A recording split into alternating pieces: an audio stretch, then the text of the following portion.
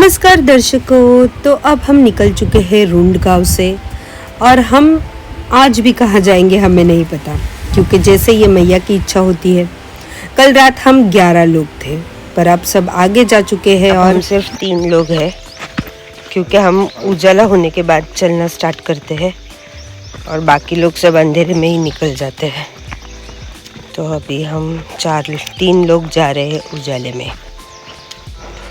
तो ये है पूरा जंगल, मैं आपको दिखाती हूँ। तो अभी हमारे एक साथी जो है मोबाइल भूल गए, तो अभी हम उनके लिए यहाँ पे रुकेंगे और फिर हम आगे जाएंगे। ये तो जुना रूल है। परिक्रमा के दौरान ना मुझे सनराइजर्स बहुत पसंद आने लगे हैं, पता नहीं कैसे। पर मैंने सूरज से एक बात सीखी है कि उसी की तरह जीना चाहिए। ना कल की हार से डरना चाहिए, ना आज मुझ पे कितने बादल आएंगे उससे घबराना चाहिए। हर दिन एक नई उम्मीद लेके आता है, तो उस उम्मीद पे खरा उतरना हमें सीखना चाहिए। तो इसी दौरान हमने ली एक नाव यात्रा। ये हमारी तीसरी नाव यात्रा थी पूरी परिक्रमा के दौरान। और यहाँ पे ना ऐसे कहा जाता है कि आप किसी का भी उधार रख सकते हो परिक्रमा में, पर कभी किसी केवट का उधार मत रखना, वरना आपको पुनर्जन्म लेके परिक्रमा में वापस आना पड़ेगा वो उधार चुकाने के लिए। तो मुझे तो ये सुन के बड़ी हंसी आई, पर हाँ, हमने किसी केवट का उधार रखा नहीं था। और जब हमने फिर से इन जंगलों में प्रवेश किया तो ये काफ़ी घने थे, शांत थे, पर यहाँ पे एक संघर्ष था। संघर्ष था चलने का, संघर्ष था यहाँ पे सरवाइव करने का, बिना पानी के, बिना खाने के इन जंगलों से गुजरने का। तो यही जीवन हमें सिखाता है कि संतुलन कैसे बनाते हैं। और इसी जीवन के साथ हम पहुंच चुके थे अगले पड़ाव में, जो था कार्तिकेश्वर स्वामी मठ, जो कि सिचुएटेड था कंदरोज गांव में। तो इस मठ में जब हम पहुंचे तो हम तकरीबन 20 किलोमीटर चल चुके थे। मैं एग्जैक्ट दूरी यहाँ पे मेंशन कर दूंगी। और यहाँ के जो महंत थे वो काफ़ी अच्छे थे। इतना तेज था उनके ऊपर कि मुझे ऐसे लगा काश मुझे ये गुरु दीक्षा दे दे। पर परिक्रमा में हमें ये भी कहा गया कि आप कभी किसी से गुरु दीक्षा खुद से मत मांगना, क्योंकि जो आपके गुरु होंगे वो स्वयं आपके सामने आएंगे और सामने से आपको दीक्षा देंगे। सुन के बड़ा अटपटा सा लगा, पर बाद में हमें वो एक्सपीरियंस भी आया। वो तो आप आगे के व्लॉग में देखोगे ही कि हमें कैसे मिले गुरु और कैसे मिली गुरु दीक्षा। कभी कभी इन बंदरों को देख के लगता है कि क्या ही इनकी लाइफ है, खाओ पियो ऐश करो। काश हमारी लाइफ भी ऐसे होती, पर हमें स्ट्रगल करना पड़ता है। और ऐसे ही हमारा दिन यहाँ पे ख़त्म हो गया और हम इसी आश्रम में 2 दिन रुक गए।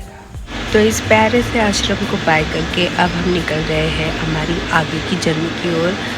और मोस्ट प्रोबेबली हम जाने का सोच रहे हैं आसा आश्रम में, पर पता नहीं मैया के मन में क्या है और आज हम कहाँ जाएंगे, कहाँ खाना खाएंगे, हमें कुछ पता नहीं है। तो अब बस हम यहाँ 2 दिन आराम कर लिया, मेरी तबीयत भी काफ़ी ठीक है। अब हम निकलेंगे। तो यहाँ हमें दिखे मोर। आई होप आप भी इन्हें क्लियरली देख सकते हो। तो देखो वो अभी चल के आगे जाएगा। तो 2 दिनों से ये बहुत चिल्ला रहे थे, पर हमें समझ में नहीं आ रहा था कि मोर है कहाँ पे। फाइनली दिख गए। अभी हमने आशा जाने के लिए लिया है एक शॉर्टकट, क्योंकि वहाँ पे परिक्रमा का बोर्ड लगा था और एक आदमी ने हमें खुद ही बता दिया आके कि आप यहाँ से जाओ। तो अभी हम निकल चुके हैं। ये रोड मैया किनारे से जाता है, तो पता नहीं अभी कहाँ तक पहुँचेंगे। अभी हमें चलना स्टार्ट करके ऑलमोस्ट 2 आवर से ज़्यादा हो चुके हैं, बट अभी तक कोई भी आश्रम हमें नहीं मिला है। तो अब जो पहला आश्रम हमें मिलेगा, हम आज वहीं पे भोजन पालेंगे, प्रसाद पालेंगे और फिर आगे निकलेंगे, या नहीं भी निकल सकते, डिपेंड्स आश्रम कैसा है। क्योंकि ना हम ऐसे बहुत ज़्यादा क्या कहते हैं, विदाउट कुछ रिसोर्सेस वाले जगहों से रह के आ रहे हैं। अगर कहीं पे अच्छे रिसोर्सेस हमें मिलते हैं, अच्छे आश्रम मिलते हैं, तो हमारा मन में वही है कि हम वहीं पे मोस्टली रुकेंगे। तो जिसके वजह से हमारे जो पिछले 20 दिनों से हम जो चल रहे हैं, थोड़ी हमारे बॉडी को भी राहत मिल जाए और मन भी थोड़ा प्रसन्न हो जाए, क्योंकि और हमें चलना है 3000 किलोमीटर। अब तो पूरे हुए हैं सिर्फ 500 किलोमीटर।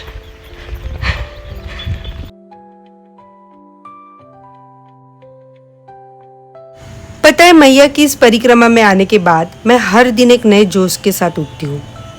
मुझे ये फील होता है कि मैं अपनी जीवन की मालिक हूँ और हर चुनौती का सामना मैं डट के कर सकती हूँ। कोई भी असफलता, कोई भी अपमान, कोई भी नीचा दिखाया हुआ इंसान मुझे रोक नहीं सकता। मेरा अपमान भी हुआ है, मुझे कई आश्रमों में अंदर भी नहीं लिया है, बहुत सारी चीज़ें हुई मेरे साथ, पर मैं डट कर खड़ी हूँ इस परिक्रमा में, क्योंकि मेरे साथ है मैया का आशीर्वाद और मैया का प्रेम।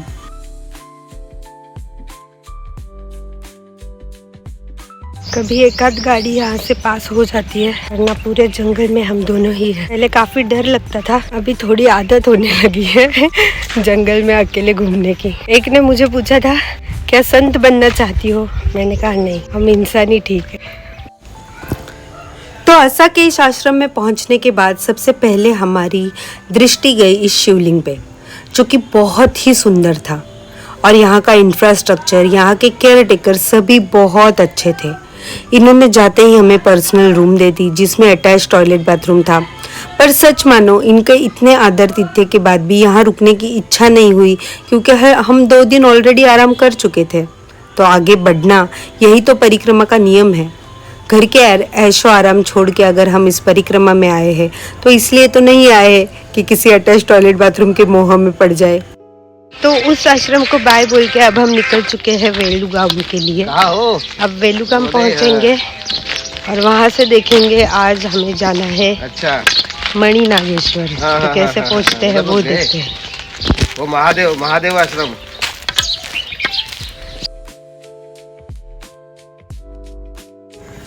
तो जब हमने बात की है मान अपमान की, तो एक किस्सा आप अभी आगे सुनेंगे। पता है, मुझे गुजरात में आश्रम वाले लोगों से बहुत ही गंदे एक्सपीरियंसेस आए। उसी में का ये पहला एक्सपीरियंस है जो आज मैं आपके साथ शेयर करने वाली हूँ। हाईवे वाला रास्ता चुना है, क्योंकि ये रास्ते से अगर हम जाएंगे तो हमें मणि नागेश्वर का जो डिस्टेंस है वो हमें आएगा सिर्फ 16 किलोमीटर।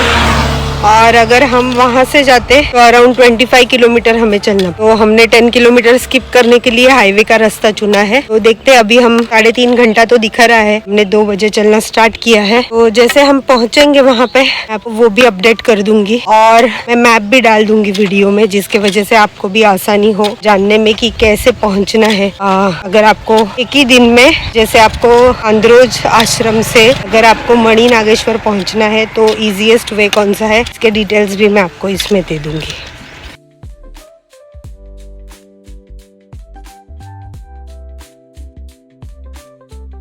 तो अभी हम पहुंचे हैं फिंचवाड़ा से आगे और यहाँ से जाएंगे हम मणि नागेश्वर। अब बस 10 किलोमीटर बचा है। तो अभी रास्ते में एक वारदात भी हुई, हमने टर्न लिया।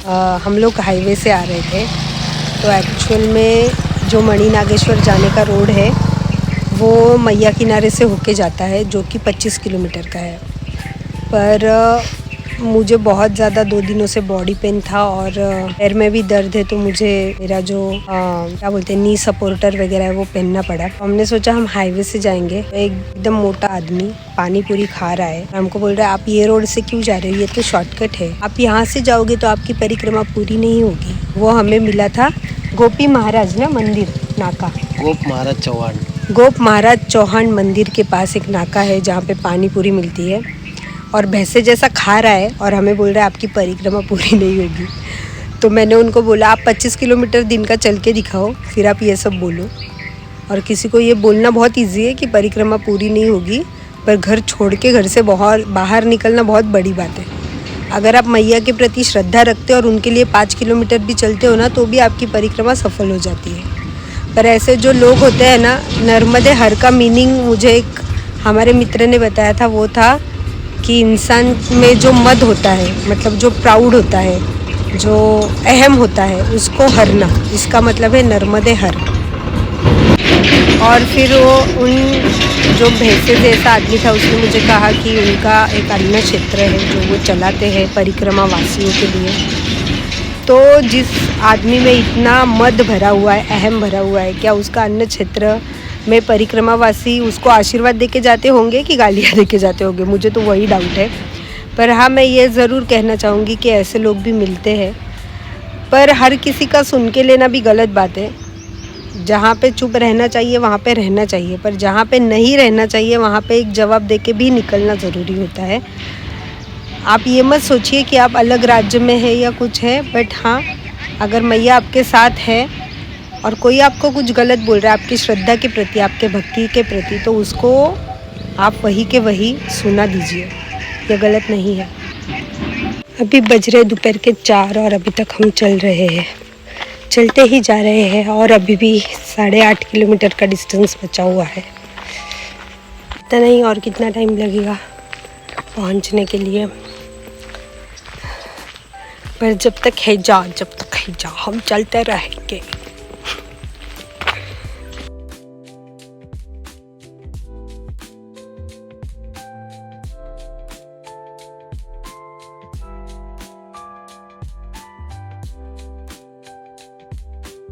आज हम मणि नागेश्वर तो नहीं पहुंच पाएंगे, तो आज हम गुप्त गोदावरी में रुकेंगे और वहाँ पे दशा माता का भंडारा भी है, तो दशा माँ का भंडारा भी एंजॉय करेंगे, भजन कीर्तन करेंगे और वहीं पे प्रसाद पाके रात को आराम करेंगे। यहाँ मैं मेरा पर्सनल एक्सपीरियंस शेयर करना चाहती हूँ कि जब हम इस गुप्त गोदावरी के रेवा आश्रम में गए तो यहाँ पे इन जो लेडीज़ थी वो केयरटेकर थी यहाँ आश्रम की या ओनर थी, आई डोंट नो, बट उन्होंने टॉयलेट बाथरूम बाकायदा लॉक करके रख दिए और कहा कि आपको बाहर जाना पड़ेगा। तो मैं एक बात बताऊँ, गुजरात के लोग जो है ना, जो आम जनता जो आश्रम नहीं चलाते, वो काफ़ी सेवाभावी और काफ़ी परिक्रमा वासियों के प्रति समर्पित है, पर जो आश्रम वाले हैं वो परिक्रमा वासियों को भिखारी समझते हैं। जैसे मैंने आपको पहला किस्सा बताया, उसी दिन हमारे साथ ये दूसरा भी किस्सा हुआ। पर इसी गांव के एक भैया थे, उन्होंने हमें अपने घर पे रहने के लिए आमंत्रित कर दिया और फिर हम वहाँ गए। ये मैया जो थी आश्रम की, इन्होंने हमें चाय तक नहीं पिलाई। मतलब ये जो एक्सपीरियंस था ये बहुत ही टेरिबल था हम लोगों के लिए। पर उन भैया के लिए मैं धन्यवाद कहना चाहूँगी जिन्होंने हमें रुकने की जगह दी। आश्रम की हालत तो बहुत ही ख़राब थी पर जो भैया ने हमें घर में रुकने दिया, उनका घर इस आश्रम से कई छोटा था, पर उनके दिल में जो जगह थी वो कई बड़ी थी। तो ये था वो घर जहाँ पे हम रात रुके थे, गुप्त गोदावरी तीर्थ पे। और सुबह हम यहाँ से उठ के चले गए थे अपनी नई मंजिल की ओर। तो आपको आज का व्लॉग पसंद आया, मेरे चैनल को सब्सक्राइब कीजिए, वीडियो को लाइक कीजिए और अपने भी एक्सपीरियंसेस नीचे शेयर कीजिए। तो अब मिलेंगे मेरे नेक्स्ट व्लॉग में, और अब से मैंने डेली शॉर्ट्स भी डालना शुरू किया है, तो पक्का चेक कीजिए। रोज़ रात को 10:30 बजे आएगा एक नया व्लॉग। तब तक के लिए बाय।